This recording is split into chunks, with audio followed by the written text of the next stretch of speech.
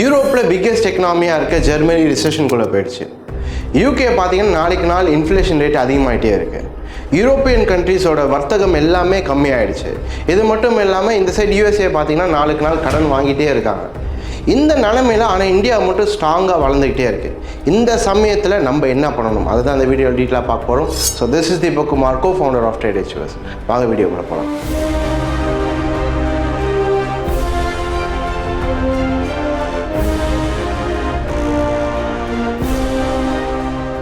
So இந்த வீடியோவில் பார்த்தீங்கன்னா நம்ம முன்னாடியே சொல்லியிருந்த மாதிரி அங்கங்கே நியூஸ் பார்க்கும்போது இவங்க ரிசெஷனில் போயிட்டாங்க, இவங்க கடனில் இருக்காங்க, பொருளாதாரம் குறைஞ்சிடுச்சு, ஸ்லோ டவுன் ஆகிடுச்சு, அந்த மாதிரி சொல்லிக்கிட்டே இருக்காங்க. ஆனால் இந்தியா மட்டும் வளர்ந்துக்கிட்டே இருக்கு. சரி, இந்தியா வளர்கிற டைமில் நம்ம என்ன பண்ணணும்? நம்மளும் ஐடியலாக இருக்கலாமா, இல்லை நம்ம இந்தியாவை நம்பி எதனாச்சும் இன்வெஸ்ட்மெண்ட் பண்ணலாமா, பண்ணக்கூடாதா அப்படின்றத இந்த வீடியோ டீட்டெயிலாக பார்க்க போகிறோம். ஸோ ஃபஸ்ட்டு நான் என்ன பண்ணுறேன், ப்ரீஃபாக உலகத்தில் இருக்க நியூஸ் எல்லாம் ஃபஸ்ட்டு நான் சொல்லிடுறேன். அப்போ உங்களுக்கு ஈஸியாக புரியும் என்னென்ன நடக்குது. ஃபஸ்ட்டு யூஎஸில் முன்னாடியே சொல்லியிருந்த மாதிரி ஏற்கனவே அவங்க ரிசெஷனில் தான் இருக்காங்க. ரிசெஷனில் இருக்கிறது மட்டும் இல்லாமல் இப்போ நம்ம ஏற்கனவே வீடியோ இப்போ தான் ரீசெண்டாக பார்த்துருவோம். யூஎஸ் டெப்ட் சேவிங், கடன் எல்லையை தாண்டி அவங்க பாட்டு என்ன பண்ணிகிட்டே இருக்காங்க, கடன் வாங்கிக்கிட்டே இருக்காங்க. இதனால் என்ன ஆகுனா, நாளைக்கு கடன் கட்ட முடியலைன்னா, முக்கால்வாசி சொன்ன மாதிரி யூஎஸ் கடன் கட்ட முடியலன்னா நிறைய வேலைகள் போகும். இதனால குளோபல் கிரன்ச்சுன்னு சொல்லுவாங்க. இவங்க பாதிக்கிறதுனால மொத்த உலகத்துக்கே ரிசெஷன் வரதுக்கான சான்சஸ் அதிகமாக இருக்குது. பாதிப்பு இருக்க தான் செய்யும். என்னன்னா, நம்ம ஸ்ட்ராங்காக இருக்கோம்னு நினச்சா கூட யூஎஸ் விழும்போது அதை நம்பி இருக்க செக்டார்ஸ், ஐடி செக்டார் இருக்குது, யூஎஸ் நம்பி தான் இருக்காங்க. அந்த செக்டார்ஸ் எல்லாம் என்ன அவங்களுக்கு கண்டிப்பாக அடி வாங்க தான் செய்யும். அதனால என்ன ஆகலாம், நம்மளுக்கும் பாதிப்பு இருக்க தான் செய்யும். யூஎஸ் டெப்ட் சீலிங்கான டேட்டும் கொடுத்துருக்காங்க. இப்போ பார்த்தீங்கன்னா ஜூன் 5ஆம் தேதி வரைக்கும் கொடுத்துருக்காங்க. இன்கேஸ் நீங்கள் அந்த வீடியோ நல்லா டீட்டெயிலாக பார்க்கணுன்னா நான் லிங்க் கொடுக்குறேன், பாருங்கள், ரொம்ப யூஸ்ஃபுல்லாக இருக்கும். ஃபஸ்ட்டு யூஎஸ் ரொம்ப மோசமான நிலைமையில் இருக்காங்க. சரி, வேற என்ன கண்ட்ரி அப்படின்னு பார்க்கும்போது செகண்டு ஜெர்மனி பார்க்குறோம். யூரோப்லேயே லார்ஜஸ்ட் எக்கனாமியாக இருக்க ஜெர்மனி, அவங்களும் ரிசெஷனுக்குள்ளே போயாச்சு.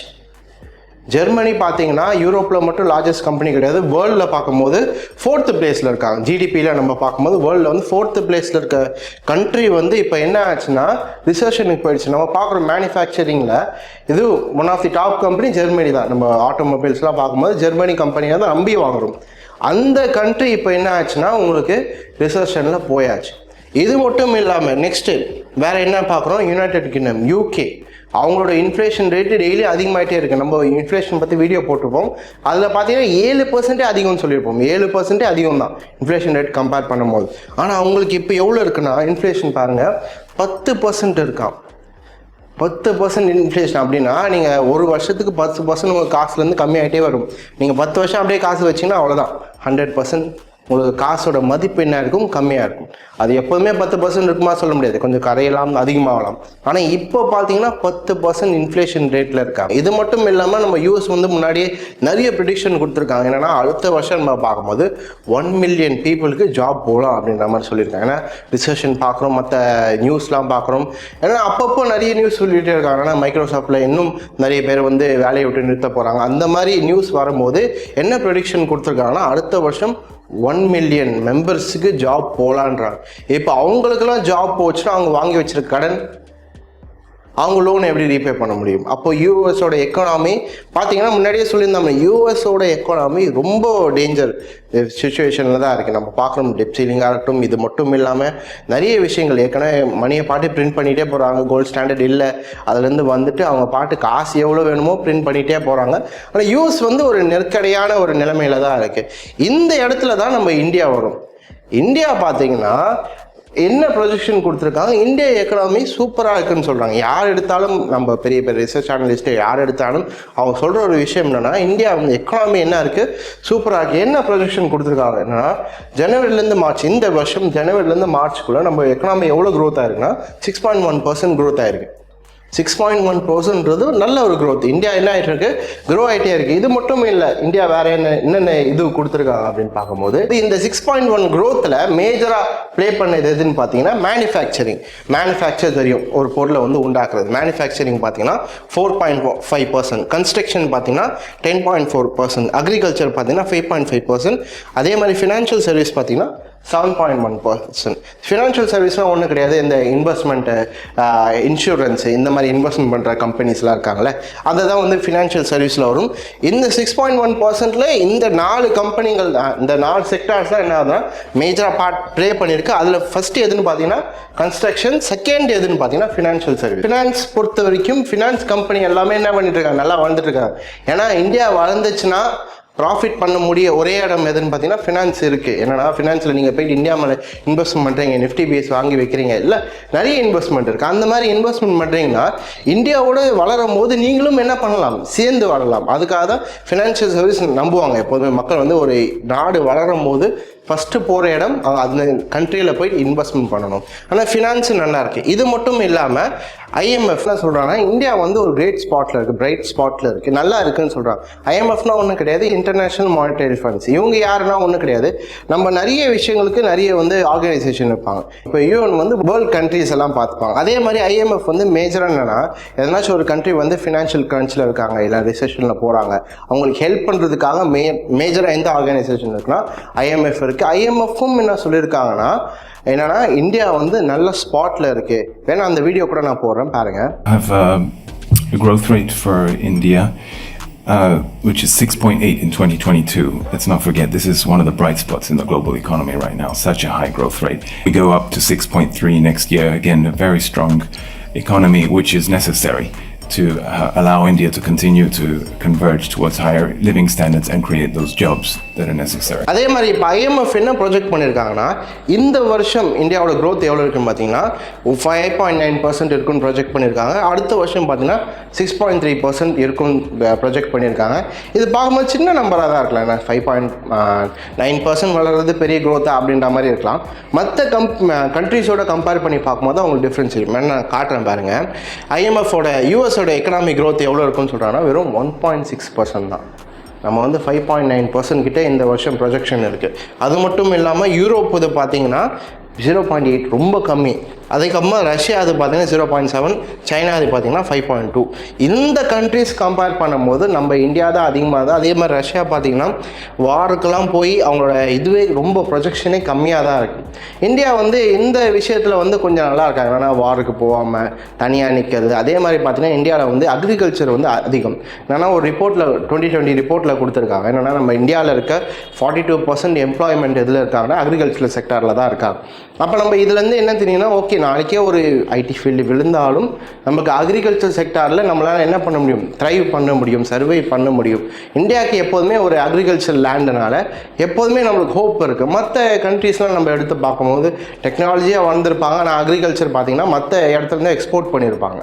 இது மட்டும் இல்லாமல் இந்தியாவோட எக்ஸ்போர்ட் எவ்வளோ கொடுத்துருக்காங்க பார்த்தீங்கன்னா, போன மாதம் நம்ம எக்ஸ்போர்ட் மட்டும் எவ்வளோ பண்ணியிருக்கோம், $750 பில்லியன் எக்ஸ்போர்ட் மட்டும் பண்ணியிருக்கோம். $750 பில்லியன். யோசிச்சு பாருங்கள், அவ்வளோ நம்ம நம்பி வாங்குறது நிறைய இருக்காங்க. ஏன்னா நம்மக்கிட்ட பொருளும் அதிகமாக இருக்குது, வாங்கி யூஸ் பண்ணுறவங்களும் அதிக கண்ட்ரீஸும் இருக்காங்க. அதனால் இந்தியா பார்த்திங்கன்னா ஒரு நல்ல ஒரு பிளேஸில் தான் இருக்குது. இது மட்டும் இல்லாமல் வேர்ல்டு பேங்க் என்ன சொல்லியிருக்காங்கன்னா இந்தியா வந்து ஸ்ட்ராங்காக தான் இருக்குது.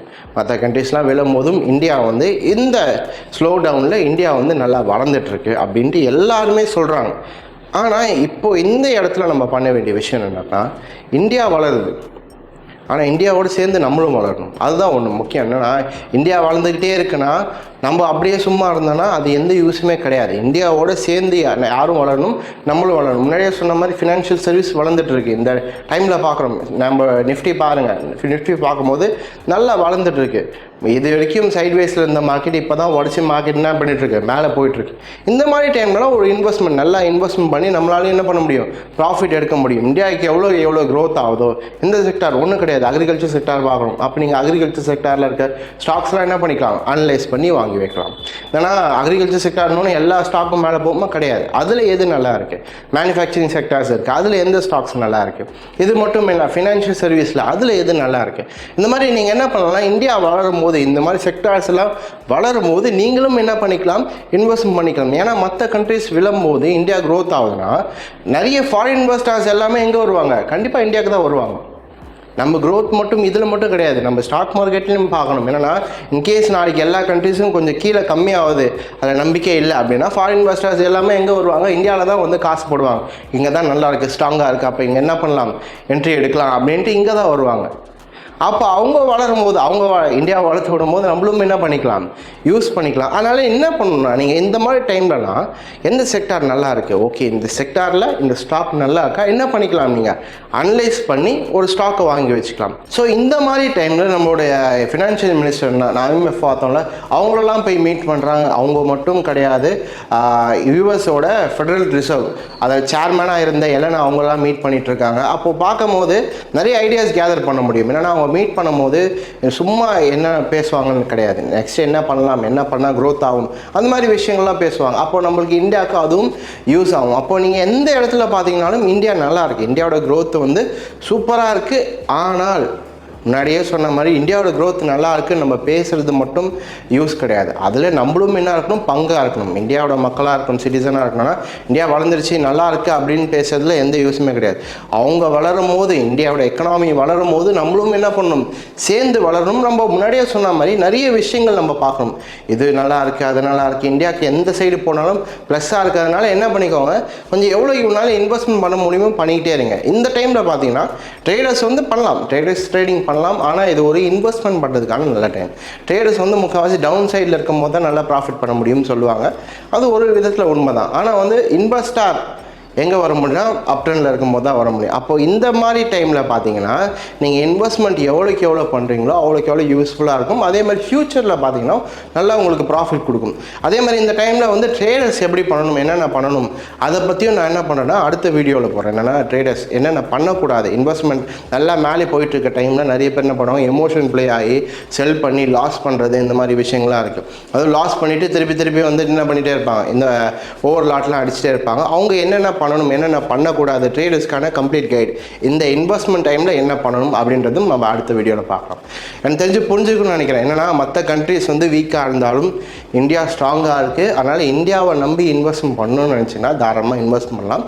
ஆனால் முன்னாடியே சொன்ன மாதிரி நீங்கள் அனலைஸ் பண்ணி உங்கள் ஃபினான்ஷியல் அட்வைசர் யார் இருக்காரோ அவர்கிட்ட கேட்டு என்னென்ன ஸ்டாக் நல்லா இருக்கோ அதெல்லாம் வாங்கி வச்சிங்கன்னா இந்தியா க்ரோ ஆகும்போது நீங்களும் என்ன பண்ணிக்கலாம், க்ரோ பண்ணிக்கலாம். ஸோ எனக்கு தெரிஞ்சு இந்த வீடியோ ரொம்ப யூஸ்ஃபுல்லாக இருக்கும்னு நினைக்கிறேன். இதே மாதிரி நான் அவங்க அடுத்த வீடியோ சந்திக்கிறேன். Until then, take care. Bye.